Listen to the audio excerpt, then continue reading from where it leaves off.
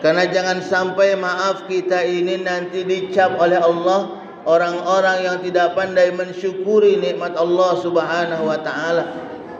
Tentunya kita semua tidak menginginkan ini. Karena subhanallah, Allah Subhanahu wa taala mengingatkan kepada diri kita dalam Al-Qur'an surat Ibrahim dikatakan a'udzubillahi minasyaitonir rajim wa id ta'adzana rabbukum la in syakartum la azidannakum wa la in kafartum inna 'adzabi lasyadid.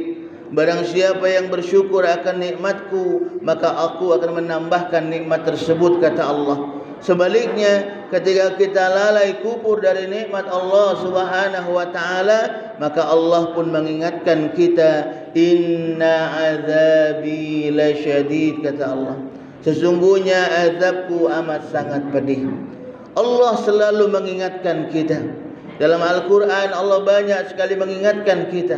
Agar apa? Agar jangan sampai diri kita ini, manusia ini lalai, mengikuti langkah-langkah syaitan, terbujuk rayu oleh syaitan, sehingga kita tidak mau melaksanakan perintah Allah, jauh dari Allah.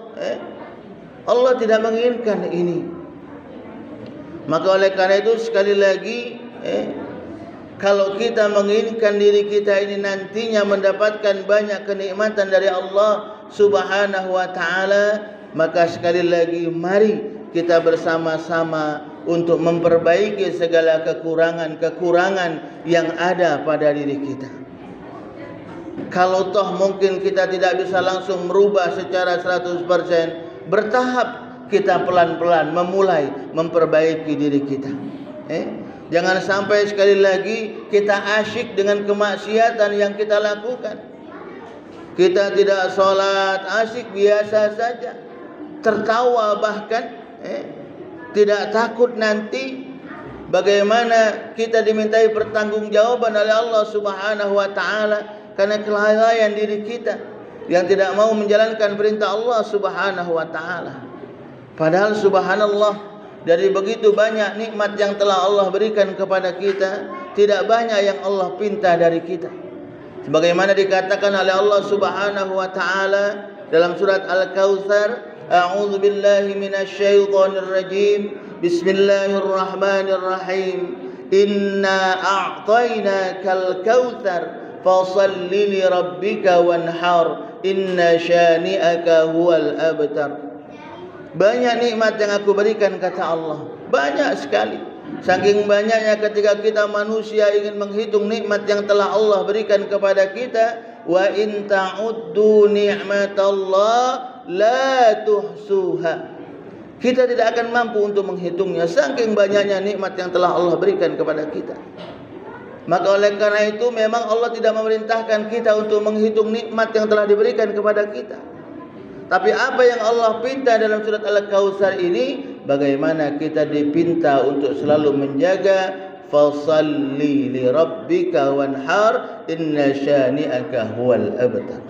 Bagaimana kita dipinta untuk selalu menjaga solat kita. Sekali lagi, menjaga solat kita.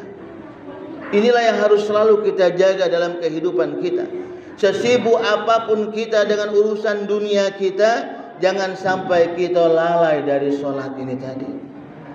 Ini terkadang maaf kita ini ketika kita sudah mulai disibukkan dengan pekerjaan dunia, kita sering lalai untuk melaksanakan ibadah. Baik itu yang berdagang, yang bekerja, yang buruh dan lain-lain sebagainya. Terkadang kita masih sering lalai. Maka oleh karena itu mari yuk kita sama-sama memperbaiki, untuk kita bisa selalu menjaga solat kita. Karena ini yang Allah pinta dari kita. Selain itu apa? Pengorbanan sedikit yang Allah pinta dari kita. Pengorbanan. Mengorbankan waktu dari 24 jam waktu yang Allah berikan kepada kita. Sedikit yang Allah pinta untuk apa? Untuk kita bisa tegak bermunajat kepada Allah Subhanahu wa ta'ala. Berdoa, bersyukur kepada Allah Subhanahu wa ta'ala dengan salat kita. Karena yang namanya syukur itu belum cukup hanya dengan ucapan lisan saja. Alhamdulillah, bersyukur kepada Allah belum cukup hanya dengan itu. Tapi bagaimana syukur itu selain dengan ucapan alhamdulillah, harus juga diaplikasikan dengan perbuatan kita. Apa? Solat tadi kami katakan di awal yang harus kita jaga. Ya. Dan ketika itu sudah kita jaga, maka insya-Allah Allah Subhanahu wa taala akan menjaga diri kita, menjaga keluarga kita, menjaga masyarakat kita, menjaga jamaah kita. Ketika kita sudah selalu dekat kepada Allah Subhanahu wa taala dengan ibadah solat kita, Allah akan menjaga kita. Dan ini janji Allah Subhanahu wa taala. Janji yang bukan cuma janji yang subhanallah, ganjaran yang besar yang akan Allah berikan ketika kita, tadi kami katakan di awal, menjalankan perintah Allah, bersyukur kepada Allah dengan